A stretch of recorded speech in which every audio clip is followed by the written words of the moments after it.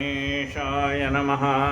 या कुन्देन्दुतुषारहारधवला या शुभ्रवस्त्रावृता या वीणावरदण्डमण्डितकरा या श्वेतपद्मासना या ब्रह्माच्युतशङ्करप्रभृतिभिर्देवैः सदा वन्दिता सा मां पातु सरस्वती भगवती निःशेषदाढ्यापहा। मूकं करोति वाचालं पङ्गुं लङ्घयते गिरिं यत्कृपातमहं वन्दे परमानन्दमाधवम्। नारायणं नमस्कृत्यं नरं चैव नरोत्तमं देवी सरस्वतीं व्यासं ततो जयमुदीरये। वसुदेवसुतं देवं कंसचाणूरमर्दनं देवकी परमानन्दं कृष्णं वन्दे जगद्गुरुं। गुरुर्ब्रह्मा गुरुर्विष्णु गुरुर्देवो महेश्वरः गुरुः साक्षात् परब्रह्म तस्मै श्री गुरवे नमः। श्रोता वक्ता श्रीराम समर्थ। जय जय रघुवीर। महिपती महाराजांनी लिहिलेली ही संत लीलामृतातली कथा आपण ऐकतो। काल आणि 2 दिवस आपण वडवळच्या नागनाथांचं चरित्र ऐकलं। श्री गणेशाय नमः। जय जय देवादिदेवा सकळ जीवाचा तू विसावा, कैसी करावी तुझी सेवा ऐसे जीवा वाटत असे। तू जगद्गुरु जगदोद्धार स्वइच्छे निर्मिळे चराचर, त्या माझी किंकर दीन पामर मूढमती। हे देवादिदेव, सर्व जीवांचं विश्रांती स्थान तू आहेस। तू जे कोट्यावधी जीव निर्माण केले त्यातलाच हा एक अत्यंत सामान्य जीव आहे। मी तुझा दास आहे। तू जगदोद्धार जगद्गुरु जगदोद्धार स्वइच्छे निर्मिले चराचर, त्या माझी एक किंकर दीन पामर मूढमती। देवा मी कसा आहे? दीन आहे, दीन दुबळा आहे आणि पामर आहे म्हणजे अज्ञानी आहे। एखादी गोष्ट ग्रहण करणं हे मला लगेच शक्य होत नाही, म्हणून त्याला म्हणतात मूढमती। त्याला लवकर कळत नाही किती सांगितलं असे जे म्हणतात ना, त्यातला मी आहे। पटकीने एकदा सांगितलं कळलं असं होत नाही, म्हणजे माझी ग्रहण शक्ती कमी आहे। तू जगद्गुरु जगदोद्धार स्वइच्छे निर्मिले चराचर, त्या माझी एक किंकर दीन पामर मूढमती। नेणे भक्ती नेणे भाव शास्त्राभ्यास नाना गौरव, श्रवण कीर्तन मनन सर्व एकही ठाव दिसेना। देवा, नेणे भक्ती नेणे भाव नेणो भाव। देवा, तुझी भक्ती कशी करावी कळत नाही। मनुष्याजवळ शुद्ध भाव असावा असं म्हणतात, असा माझ्याजवळ शुद्ध भाव नाही। शास्त्रांचा अभ्यास करावा असं म्हणतात, पण देवा मला शास्त्राचं ज्ञान पण नाही। श्रवणाला जावं, कीर्तनाला जावं, मनन करावं, पण श्रवणाला जायचं म्हटलं की कंटाळा येतो। कुठं कथा चालली कीर्तन चालली तर तिथं जायचं मला कंटाळा येतो। बरं चुकून माकून मी काय ऐकलं काही वाचलं तर त्याचं मनन करावं चिंतन करावं हे मला कळत नाही। काही वेळेला सलग वाचण्यामध्ये येतं ऐकण्यामध्ये येतं, पण त्याचं मनन करावं हे मला कळत नाही। ज्याप्रमाणे घासामागे घास घेतला अवकाश नाही चावावयाला, अवघा बोकणाची भरला मग कसे. घासामागे घास घेतला पण त्याचं चरवण नीट झालं नाही तर ते अन्न अंगाला लागणार नाही. म्हणून असं म्हटलंय की एक घास 32 वेळा चावून खावा. असं का म्हटलंय की त्याचं चरवण झालं पाहिजे, व्यवस्थित घास चावला गेला पाहिजे. तसं जे काही ऐकलंय त्याचं मनन झालं पाहिजे. त्याची ही कशी आहे बघा, पायऱ्या कशा चढत जायच्यात. श्रवण, मनन, निधिध्यास आणि मग साक्षात्कार. म्हणजे आधी श्रवण केलं पाहिजे, जे आपण श्रवण केलेलं आहे त्याचं मनन केलं पाहिजे. मनन केल्यानंतर जे ऐकलंय ते प्राप्तीचा म्हणजे परमेश्वराच्या लीला ऐकल्या तर त्या परमेश्वर प्राप्तीचा ध्यास मनाला लागला पाहिजे. श्रवण मनन निधिध्यास नित्यध्यास काही भेट सेवा मजला सुभद्रा. नित्यध्यास लागला पाहिजे. मग श्रवण मनन चिंतन निधिध्यास आणि मग काय आहे, साक्षात्कार आहे. त्याचं मनन केलं पाहिजे, चिंतन केलं पाहिजे आणि मग साक्षात्कार प्राप्त होतो. एकदम साक्षात्कार कसा होईल, नुसतं आपण ऐकलं आणि साक्षात्कार झाला असं होत नाही. नुसता ग्रंथ वाचला आणि साक्षात्कार झाला असं होत नाही. मग जे काही आपण वाचलेलं आहे त्याचं मनन झालं पाहिजे, त्याचं चिंतन झालं पाहिजे. त्या परमेश्वराच्या प्राप्तीचा मनाला ध्यास लागला पाहिजे आणि मग साक्षात्कार होतो. श्रवण कीर्तन मनन सर्व एकही ठाव दिसेना. स्वमुखे करावी जरी स्तुती तरी बुद्धी कुंठीत अल्पवती. अर्चन पूजन यथास्थिती काहीच श्रीपती घडेना. देवा, जर असं मी ठरवलं की तुझी स्तुती करावी, त्या स्तुतीला योग्य असे शब्द तर आठवायला पाहिजे. त्यामुळे स्तुती करावी असं जरी मनात आलं तर त्यासाठी समर्पक शब्द मला सापडत नाही, कारण बुद्धी कुंठित आहे. म्हणजे बुद्धी एवढी प्रगल्भ नाही आहे, बुद्धी कुंठित झाली आहे. तिला मार्ग दिसेना बुद्धीला. तरी बुद्धी कुंठित अल्पमती. माझी बुद्धी कमी आहे ना, अल्पमती. अर्चन पूजन यथास्थिती. तुझं अर्चन म्हणजे तुझी जी पूजा अर्चा करायची, तुझं अर्चन कसं करावं मला कळत नाही. तुझी यथासांग ते कर्म काही घडेना आणि घडे कर्म ते पुण्य गाठी पडेना. यथासांग कर्म मला कुठलं करता येत नाही. मग ते साधं पूजा असलं तर ती यथासांग पूजा मला करता येत नाही. देवा, काहीच श्रीपती घडेना. तुझ्या भक्तांचे वर्णावे गुण हेची इच्छा धरली म्हणे. तरी कृपा करून नारायणे मनोरथ पूर्ण करावे. मग हे काहीच जमत नाही ना. मग मी मनाशी एक निश्चय केला. काय निश्चय केला की संतांच्या चरित्राचं वर्णन करावं असं मनामध्ये आलं की देवा तुझी काहीच सेवा घडत नाही ना. मग निदान संत चरित्र मुखातनं आपल्या बाहेर पडावीत एवढी तरी अपेक्षा केली. ती मात्र तू पूर्ण कर. तुझ्या भक्तांचे वर्णावे गुण हेची इच्छा धरली म्हणे. कृपा करून नारायणे मनोरथ पूर्ण करावे. मागील अध्यायी अमोलिक द्विजाने हे गर सछळला लेख. मग नागनाथे पितृलोक दाखविला सम्यक तयासी. मागच्या अध्यायामध्ये आपण कथा ऐकली की मोहोळ या गावातला हेगरस नावाचा एक सराफ आहे. तो नागनाथांच्या सेवेला लागला होता. पण लोकांनी त्या नागनाथाचं बाह्यकृती फक्त पाहिलेली असल्यामुळे त्यांनी ह्या हेगरसाला वाळीत टाकलेलं. नागनाथांनी त्याने विचारलं, उद्या माझी पितृतिथी कसं होणार? कोणी माझ्याकडे ब्राह्मण जेवायला येत नाही, कोणी नातेवाईक जेवायला येत नाही, काय करावं? ते म्हणले, तू उद्या सिद्धटेकला अन्न सगळं तयार काही पितरांचं आणि पितर येतील. त्याप्रमाणे नागनाथाने आमंत्रण दिल्यावर सर्व पितर त्या ठिकाणी आले आणि त्यांनी अन्न ग्रहण केलं.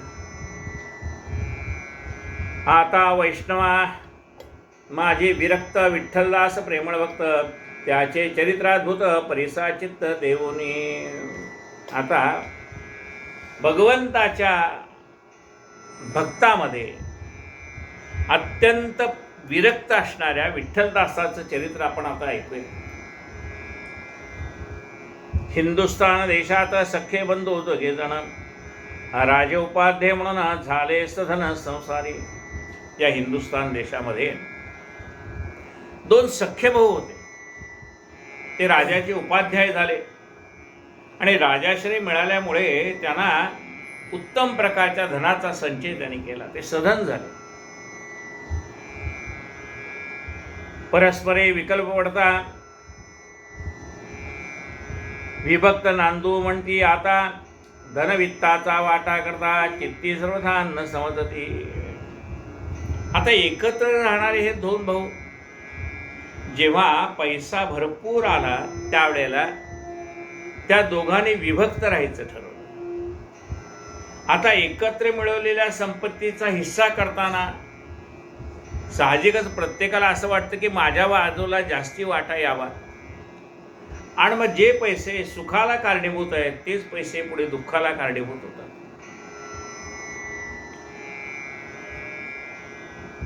विभक्त नांदू म्हणते आता, धनवित्ताचा वाटा करता चित्ती सर्वथा न समजते. बघा, पुष्कळ या ठिकाणी आपल्याला असा अनुभव येतो की संपत्तीचा हिस्सा मागताना कोणीही असं म्हणत नाही की कुलधर्म कुळाचार मी करीन, मला फक्त इस्टेटीतला वाटा द्या. मला कुलधर्म कुळाचारातला काही सांगितलं, बाबा पुढच्या वेळेपासून नवरात्र तू करतो का, हा म्हणेल नको. पुढच्या वेळेपासून गणपती तू बसवतो का, हा म्हणतो नको. पुढच्या वेळेपासून रामनवमीचा उत्सव तू करतो का, तो म्हणेल नको. म्हणजे इस्टेटीतला वाटा पाहिजे. पण देव घेतो का म्हणलं तर म्हणेल नको, देव नको माझ्याकडे. सर्वसाधारण माणसाची वृत्ती आहे.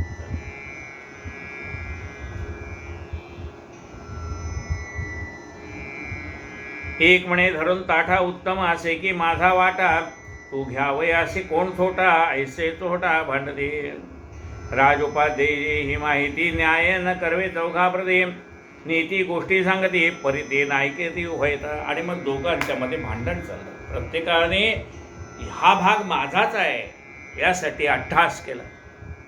बरं, लोक समजवायला आले तर ते ऐकण्याच्या मनस्थितीत नव्हते. कुणाला समजवता येतं? ज्यांनी ऐकून घ्यायची तयारी ठेवली त्याला समजवता येतं.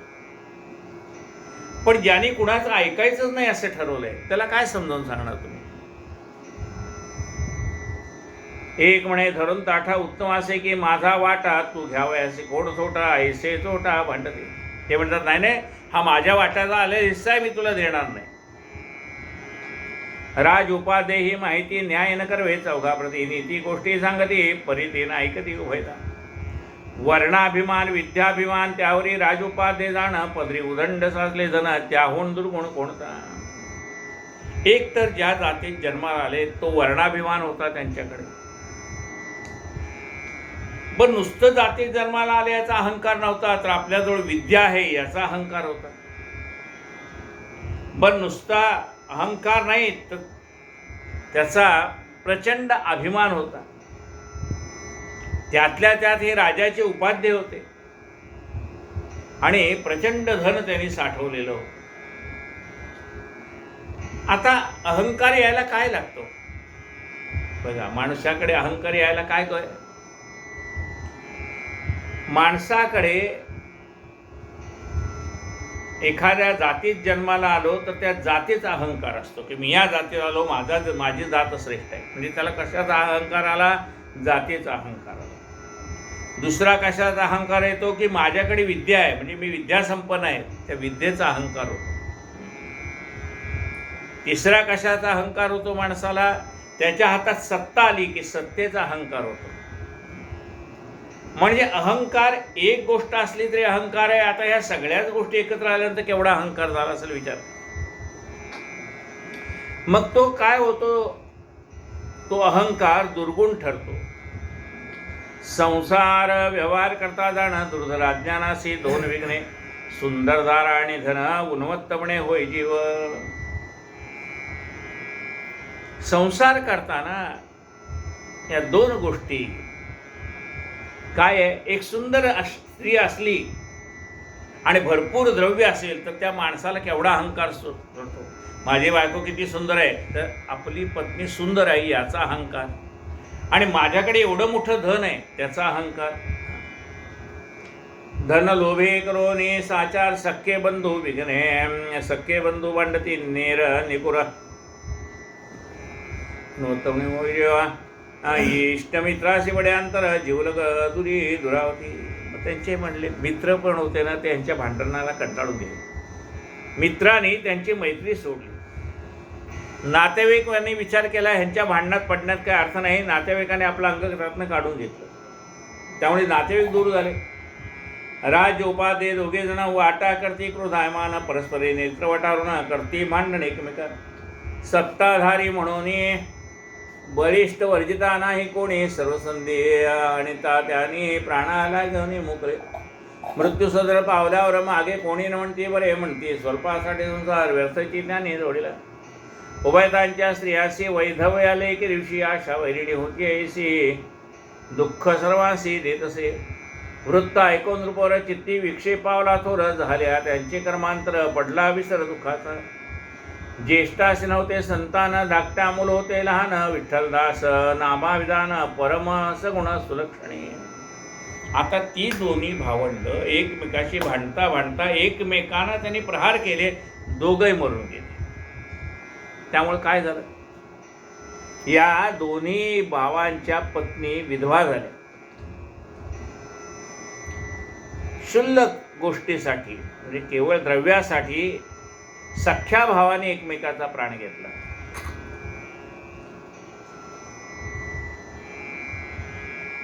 राजाला वाईट वाटतं, अरे एवढी विद्वान असणारी माणसं पण केवळ धनाच्या लोभापायी एकमेकाने सख्या भावांचा खून केला. दुःख कसं आहे, मृत्यूचं दुःख आहे, पण मृत्यूचं दुःख हळूहळू कमी होत जातं. मनुष्य किती दिवस रडत बसेल, हळूहळू त्या दुःखाचा विसर पडत जातो, कारण त्याला व्यवहार काही चुकला नाही ना. एक मनुष्य गेला म्हणून जगातला व्यवहार चुकलाय का? जगातला व्यवहार तर काही चुकत नाही. जग बघा असं म्हटलंय,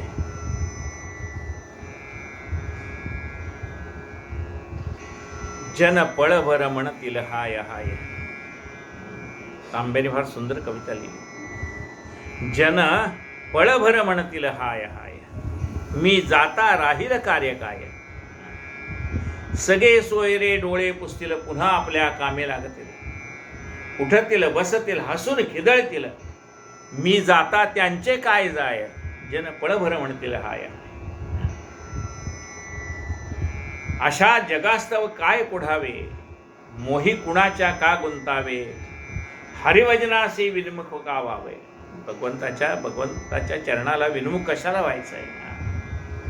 काय आढे माझ्या शिवाय, जन पळभर म्हणतील हाय. दुःख हळूहळू कमी होत गेलं. पुढे त्यांची लहान मुलं होती, ह्या मुलांना कसं वाढवायचं हा प्रश्न होता.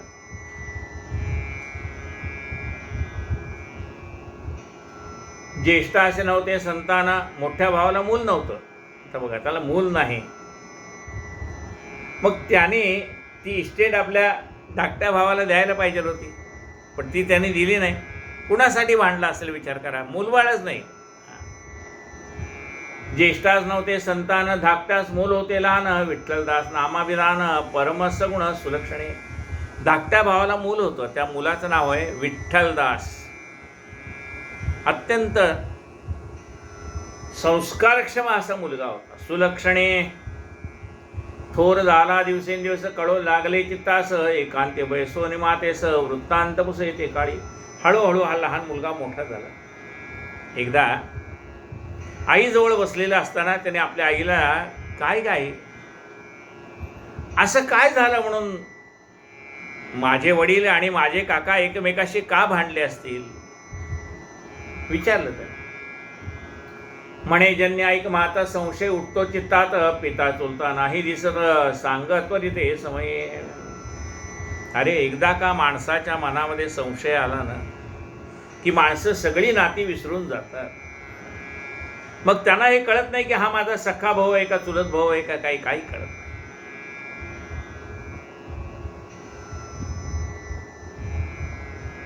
म्हणे जन्य ऐक मात संशय उठतो चित्तात, पिता चुलता नाही दिसला मग सांगतो ते समय.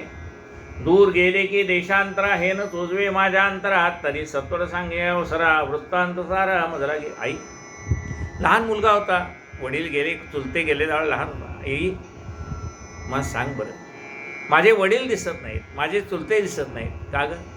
त्यांना कुठे दुसरी नोकरी लागली का? कुठे लांब गेलेत का? काही व्यवसाय करायला गेलेत का? कुठे आहेत ते माझे वडील? कुठे आहेत माझे चुलते? कुठे आहेत? दूर गेले की देशांतरा हे न तोजवे माझ्या अंतरा, तरी सत्वर सांगे अवसरा वृत्तांत सारा मधला गे. ऐकोनी बाळकाची मात माता झाली सद्गदित, मग पुत्रापासून वृत्तांत यथास्थित सांगितला. म्हणे धनलोभे जाण दोघे भांडले निष्ठुरपणे, परस्परे करून ताडन मृत्यू सदना पावले. अगं बाळा, तुझे वडील आणि चुलते दुसरीकडे कुठे गेले नाही. तुझ्या वडिलाकडे आणि चुलत्याकडे अपरंपार धन होतं, पण आपल्याला जास्ती हिस्सा मिळावा या हेतूने ते आपसामध्ये भांडले आणि मृत्यू पावले. धनाचा लोभ त्यांच्या मृत्यूला कारणीभूत ठरला. ऐसे ऐकून विठ्ठलदास अनुताप झाला चित्तास, म्हणे त्राहे त्राहे जगन्निवास प्रपंचास नको. आता त्याने विचार केला, नको एवढे पैसे मिळून जर माणसं समाधानी होत नसतील,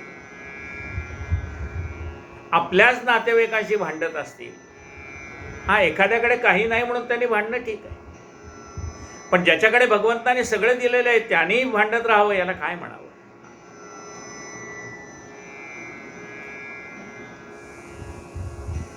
म्हणे धनलोभे जाण दोघे भांडले निष्ठुरपणे, परस्परे करून ताडन मृत्यू सदना पावले.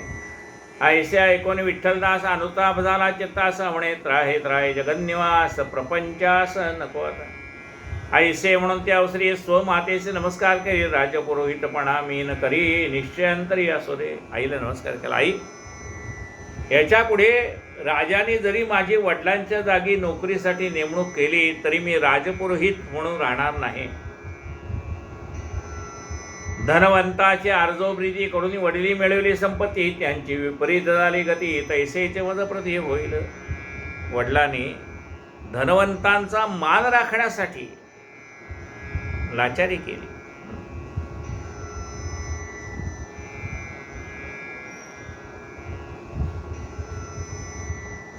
आणि एवढं करून काय झालं? त्यांची परिस्थिती मात्र विपरीत झाली.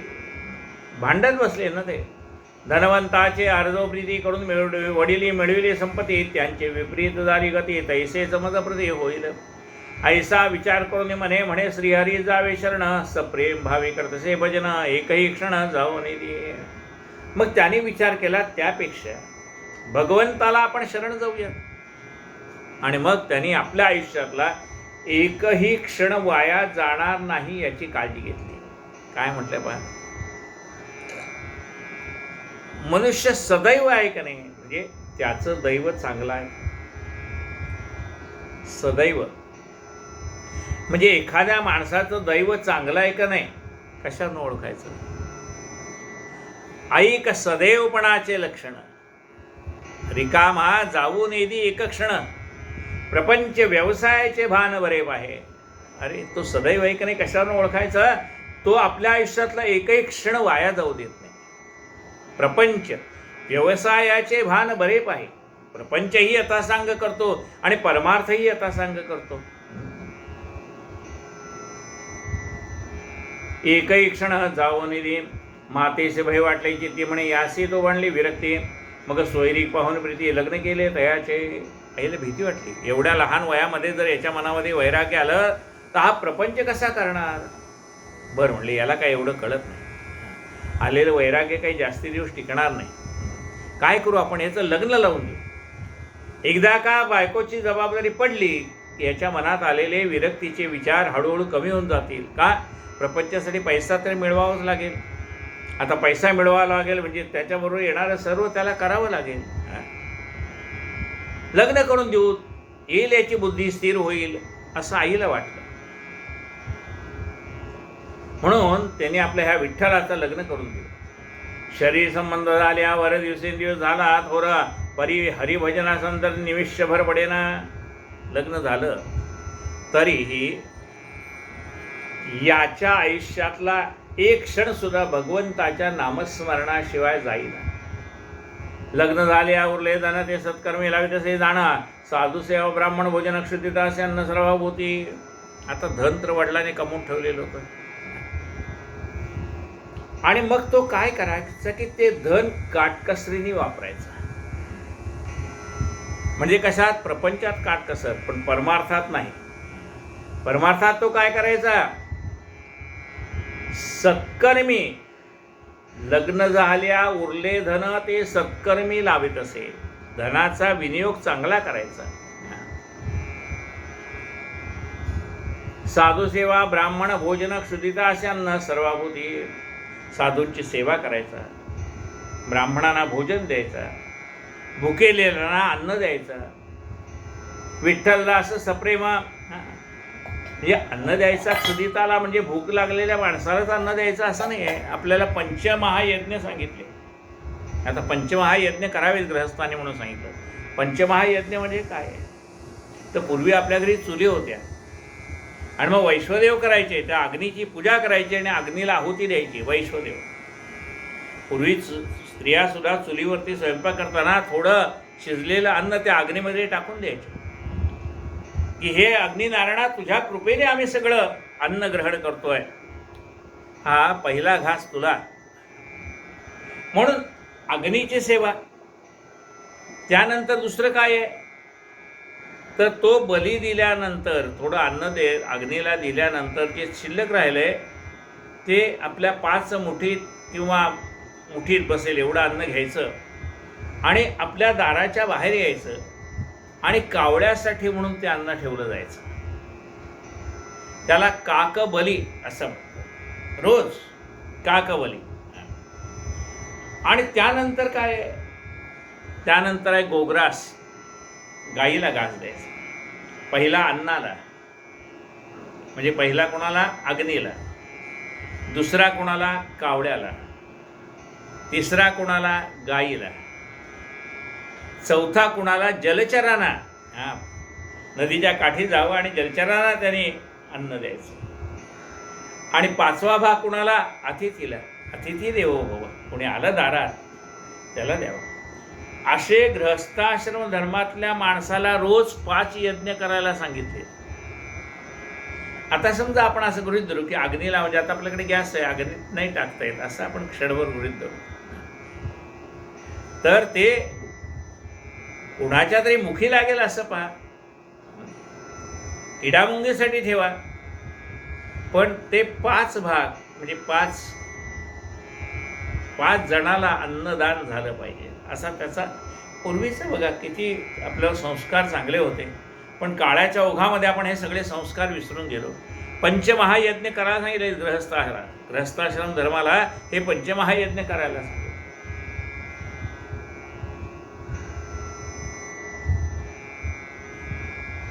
विठ्ठलदास प्रेममूर्ती विष्णू अर्चन करी प्रीती टाळ विणा घेऊन ते कीर्तन करीत निजनेष्ठे. विठ्ठलदास हा विष्णूची पूजा करायचा. हातामध्ये टाळ विणा घेऊन भगवंताचं कीर्तन करायचं.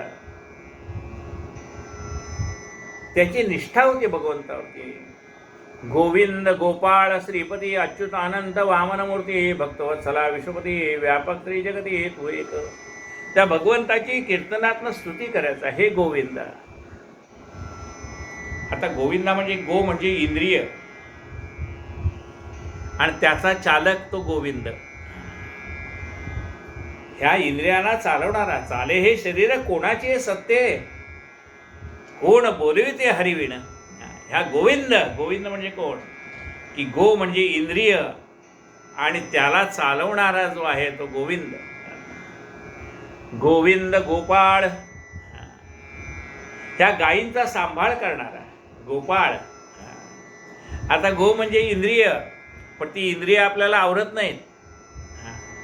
मग ही जसं आपण पाहिलं मागे काल्याच्या दिवशी आपण पाहिलं ना, त्या गायी आवरत नाहीत. कुणाला?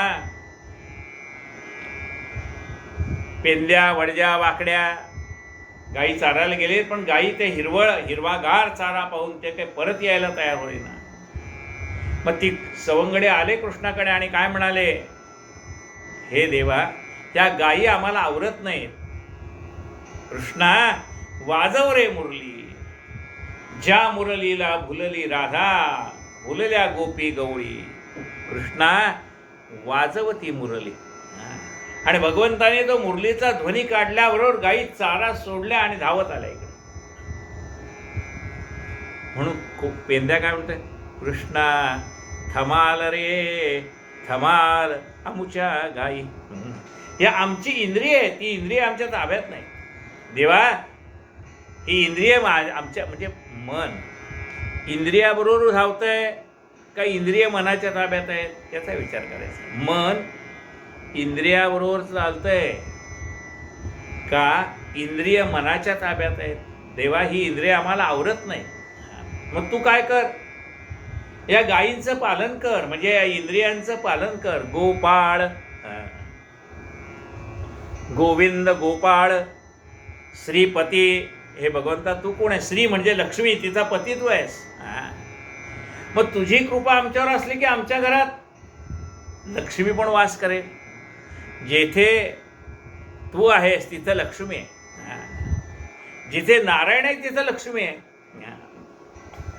गोविंद गोपाळ श्रीपती अच्युतानंत स वामन मूर्ती भक्तवत्सला विश्वपती व्यापक त्रिजगती. तू एक हे भक्त, तू भक्तवत्सल आहेस, या जगाला व्यापून आहेस.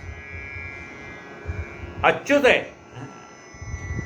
आमची च्युती होते म्हणजे स्वर्गातनं कुठेही मनुष्य पृथ्वीवर येतो, पृथ्वीवर वाईट कर्म केले तर आणखीन खाली जातो, नरकामध्ये पाताळात जातो.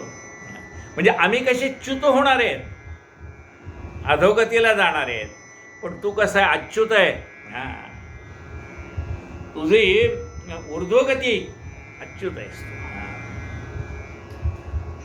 अच्युतानंत, तू अनंत स्वरूपाने अनंत रूपाने नटलेलं आहे. अच्युतानंद वामन मूर्ती. हे भगवंता वामन अवतार आहे तुझा, वामन मूर्ती. भक्तवत्सला, तू कसा आहे, भक्तवत्सल आहेस. आणि विश्वपती, तू काय आमच्या एकट्या कुटुंबाचं रक्षण करत नाही, या सर्व विश्वाचं रक्षण करणार आहेस. म्हणून तुला विश्वाचा पती, पती म्हणजे कुटुंबाचा सांभाळ करणारा कर्ता पुरुष. तू कोण आहे, या विश्वाचा पती आहे. ह्या सगळ्या विश्वातल्या प्रत्येक जीवाला तू सांभाळतोस. व्यापक त्रिजगती, तू एकटाच या सर्व विश्वाला व्यापून राहिलेला आहेस. जसं आकाश बघा, सर्वांना व्यापून आहे ना. ते काय कल्याणमधलं आकाश वेगळं आणि मुंबईचं आकाश वेगळं, पंढरपूरचं आकाश वेगळं असं थोडंच आहे. अमेरिकेत गेला तर हेच आकाश आहे. जसं आकाश सर्वत्र आहे तसा हे परमात्मा तू सर्वत्र व्यापून राहिला आहे. जशी हवा आहे सर्वत्र आहे, तसा परमेश्वरा तूही सर्वत्र आहेस. राधा मन मानस रंजना गोकुळवासिया जनार्दना गोपवेशा घोरदोनोद्धारणा गोवर्धनोद्धारणा नंदनंदना श्रीहरी ऐशारिदी करता भजन विसरे सकल देहाभिमान चित्ती न स्फुरे मी तू पण विदेह होणे तटस्थ. असं भजन करता करता त्याचा देहभाव विसरला जायचा. असं म्हटलंय की ब्रह्मानंदी लागली टाळी तेथे कोण देहाते सांभाळे. त्या भगवंताच्या नामस्मरणामध्ये हा एकदा तल्लीन होऊन गेला की त्याचा देहभाव विसरला जायचा. ऐशारिदी करता भजन विसरे सकळ देहभान चित्ती नस्पुरे मी तू पण विदेह होणे तटस्थ. अंतःकरणामधला आपल्या मनामध्ये बघा, कोणी सामान्य मनुष्य मी आणि तू हा भाव आपल्याला जात नाही. ही सगळी मंडळी आमची आहेत, ही परकी आहेत, हे माझं आहे, हे त्याचं आहे, हा जो दुजा भाव आहे तो साधारणपणे आपल्या मनामध्ये राहतो. पण भगवंताशी एकरूप झालेल्या माणसाच्या मनामध्ये हा दुजा भाव नसतोच. आपल्याला विचारलं तुझं घर केवढं आहे रे, आपण सांगू काय 500, 550, 600, 700 जेवढं आपलं असेल त्याप्रमाणे. माझं घर एवढं आहे. संतांना विचारलं तुमचं घर केवढं आहे, संत काय म्हणतील, हे विश्वाची माझे घर, हे सगळं विश्व माझंच आहे. कुठेही जा, जेथे जातो तेथे माझी भावंडे आहेत, जिथं जाईल तिथं माझे नातेवाईक आहेत म्हणतो.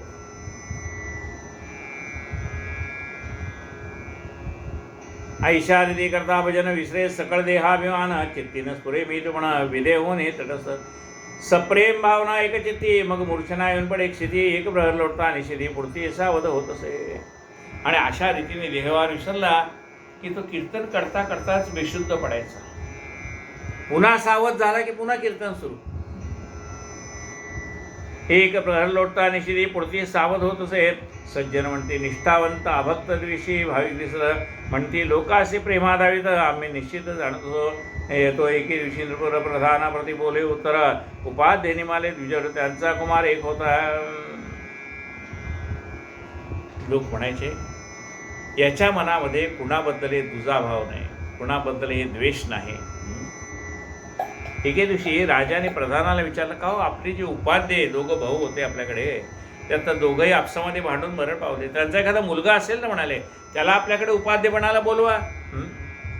ते म्हणले मोठ्या भावाला तर काही मुलबाळ नव्हतं, धाकट्याला आहे त्याचं नाव विठ्ठल.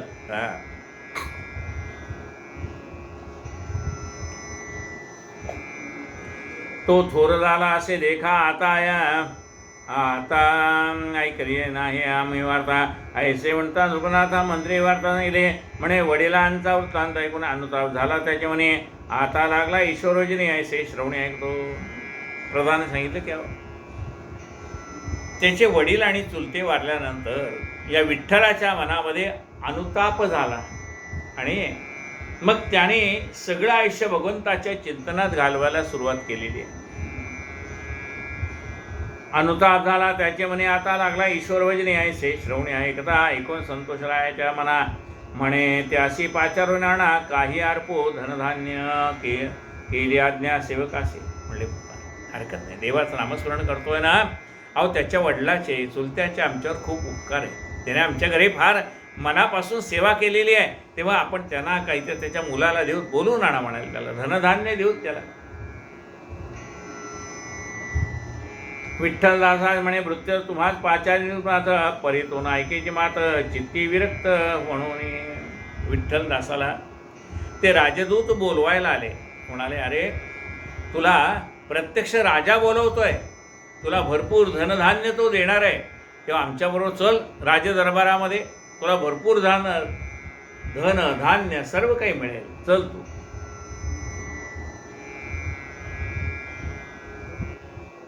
परी तो नायकेची मात चित्ती विरक्त म्हणून.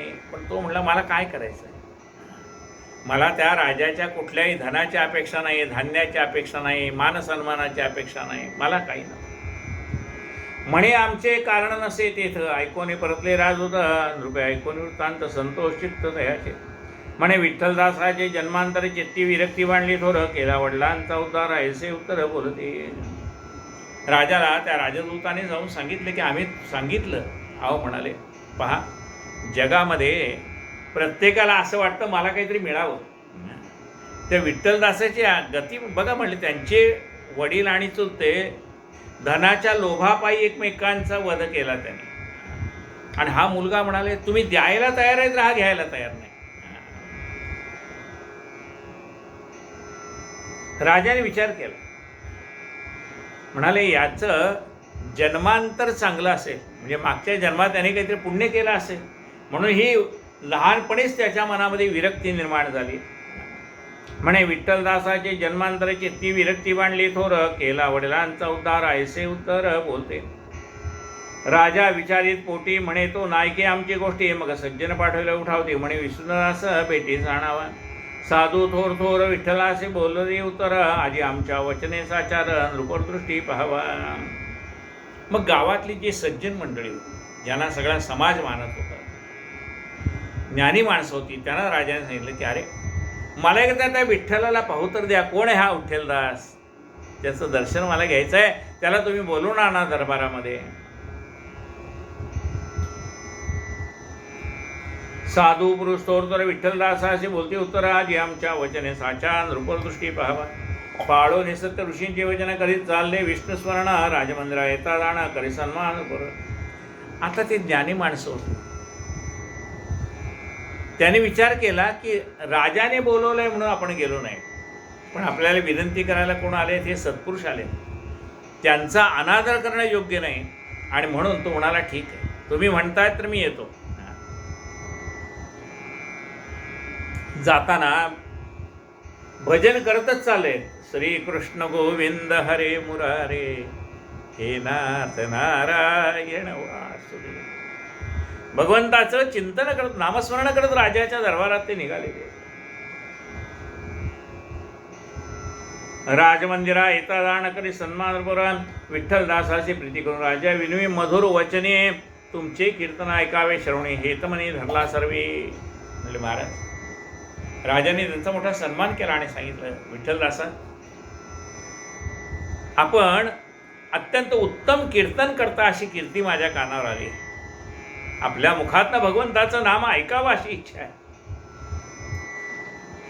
अवश्य म्हणे प्रेमळ भक्त तो दुष्टबुद्धी होते तेथे होते म्हणे, याचा होय घात तो उपाय करीत असावा. आता याचा एवढा मानसन्मान व्हायला लागलाय, राजा त्याच्या पुढे हात जोडतोय. हे पाहिल्यानंतर काही विघ्नसंतोषी माणसं सर्व ठिकाणी असतातच, नाही असं काय नाही. विघ्नसंतोषी माणसं अनेक ठिकाणी असणारच. समाज आहे म्हणजे अशी माणसं असणार ना. आता त्यांनी ठरवलं की याचा घात करायचा. कपड धरून या अंतरी रायास बोलती मग धोत्री आजीचे कीर्तन माडीवरी अवसरी करावे. अवश्य म्हणे पर पैसका घातल्या उपरीवर, श्रवणाचे आले थोरथोर वैष्णवीर प्रेमळे. झरोक्याचे तोंडी जाण भक्त्यास घातले आसन, तेथे विठ्ठलदास येऊन श्रीहरी चिंतन करत असे. टाळ विणा मृदंग घोषे ब्रह्मनाथचे आले मुसे, श्रवण मात्रे श्रोत्यास होयान उल्हास मानसे. सप्रेम नामाच्या उल्हासी टाळ्या वाजवती आनंदेसी, श्रीहरिचरित्रे नाना रसी निरूपण जनासी करतसे. सवेचे होनी विदेह स्थित नृत्य करसे संगीत, घागऱ्या बांधून पायात नृत्य करीत निज प्रेमे. पतित वामन जगदोद्धारा आदी सर्वेशा वैकुंठ विहारा, भक्तवत्सला इंदिरावरा हृदय अंबरा त्वायावे. ऐसी नामरत्नमाला जपता सद्गतीत होय गळा, विठ्ठलदासाचे डोळा आनंदाश्रू हाती. तेव्हा ऐशी जायसे देहभावन आठवी, किंचित मूर्छा येऊन उपरी व खाली पडेल. म्हणाले राजाला त्यांनी सांगितलं की आज आपण यांचं कीर्तन माडीवर ठेवू. जर तुम्ही जुने वाडे पाहिलेत तर पूर्वीच्या काळी काय होतं, राजवाड्यामध्ये म्हणा वरती स्त्रियांना बसायसाठी एक जागा असायची. तिथे वरती म्हणाले याला कीर्तन करायला सांगू, म्हणजे सभामंडपामध्ये बसलेल्या सगळ्या लोकांना त्याचं कीर्तन पण ऐकता येईल. आणि तो म्हणाला ठीक आहे, कुठे का होईना भगवंताचं नामच घ्यायचं आहे ना. इथे खाली उभारून नाव घेतलं कारण वरती उभारून त्याने कीर्तनाला सुरुवात केली. टाळ मृदंगाचा घोष लागला, ब्रह्मानंदी लागली टाळी, तेथे कोण जीवा ते सांभाळे. भगवंताच्या नामस्मरणामध्ये एवढा तल्लीन होऊन गेला, नाचता नाचता नाचता त्याला मूर्छना आली आणि तो माडीवरनं खाली पडला. कारण त्या ठिकाणी मग काय व्हायचं त्याचं की देहभान राहायचं नाही. त्या नामस्मरणामध्ये का तल्लीन झाला की देहभाव नाहीसा व्हायचा त्याचा, त्यामुळे तो माडीवरनं खाली पडला.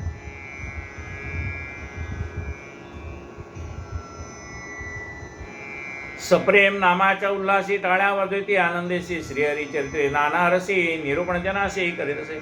सवेचे होण्या विदेह स्थित नृत्य करसे संगीत, घागऱ्या बांधोनी पायात नृत्य करता आणि जप्रेमे. पतित पावन जगदोद्धारा आदी सर्वेशा वैकुंठ विहारा, भक्तवत्सला इंदिरावरा हृदय अंबरा त्वायावे. ऐसी नामरत्नमाला जपता सद्गतीत होय गळा, विठ्ठलदासाचे डोळ्या आनंदाश्रू हाती. तेव्हा ऐशी झाली शीत देहभाव नाठवी, किंचित मूर्छना येऊन त्वरित उपरी खाली पडेला. भाविक लोक होती कष्टी हाकारे हृदयपीठी, दुर्जना संतोष वाटला पोटी अनर्थ दृष्टी देखता. आता माडीवरनं खाली पडला बघा. अचानक कोणी पडलं तर कुठे पडेल, डोक्यावर पडेल, कशावर पडेल काय भरोसा नाही. भाविकांना दुःख वाटलं आणि या दुष्टांना आनंद झाला. राजाही खाली उतरून आला. खाली उतरून रूपनाथ विठ्ठला असे पाहते तो देवभाव नाही किंचित चिंताक्रांत म्हणून. दुगदुगी मात्र असे जाण श्वासही नसे पडतो ना म्हणे, दुर्बुद्धीचे ऐकून वचन अनर्थ घडवून आणला. राजाने पाहिलं हात नाडी सुद्धा हाताला लागे ना. थोडं छाती खालीवर होते, थोडंसं अंगात आहे पण काही चिन्ह नीट दिसेनात राजाला. दुगदुगी मात्र असे जाणे श्वासही नसे पडतो ना म्हणे, दुर्बुद्धीचे ऐकून वचन अनर्थ घडवून आणला. प्रेत रूप काया झाले निश्चित तैसाच घातला शिविकेत जननी वैसली होती जेथ नेऊन तेथे ठेवला. तसाच त्याला शिबिकेमध्ये घातला, पालखीमध्ये घातला आणि त्याची जिथं आई होती तिथे या विठ्ठलदासाला नेऊन सोडलं. गुरुपत्नीच म्हणे नृपोर मजला अन्याय घडला थोर ऐकून दुर्जनाचा विचार उपरी असे नेले. राजाने सांगितलं, गुरुपत्नीजवळ हात जोडल्यावर सांगितलं, आई मी अपराधी आहे. त्यांनी राजदरबारात खालीच नृत्य केलं असतं तर खालच्या खाली पडला असता तर एवढी जखम झाली नसती. पण दुष्टांचं मी ऐकलं आणि त्याला माडीवर कीर्तन करायला सांगितलं, वरून तो खाली पडलाय. आता काही हाताला लागेल का नाही शंका आहे, मला क्षमा करा. प्रेम येता हरी कीर्तने मूर्छना येऊन पडला धरणे कैसा वाचेला नसा वासने मजला गोने नेणवे. प्रेत रूपुत्र देखोने माता करी दीर्घ रुदन राये केले समाधान बहुत धन देवने. राया समेत सकळ जन आपल्या सदना केली जाणं माता करतसे रुदन वस्त्र झाकून पुत्रावरी. राजाने मग त्याला भरपूर धन दिलं. कोणाला? गुरुपत्नीला. आपण पाहतो ना, एखादा मनुष्य गेला तर मग काय गव्हर्नमेंट देतं 5 लाख 10 लाख 20 लाख काय असतं. आता मुलगा मरण पावल्यानंतर आईला धन मिळालं म्हणजे तिची भविष्याची चिंता सुटली असं आपण क्षणभर गृहीत धरू. पण एकुलता एक पुत्र त्याचं निधन झाल्याचं दुःख केवढं असेल तिला.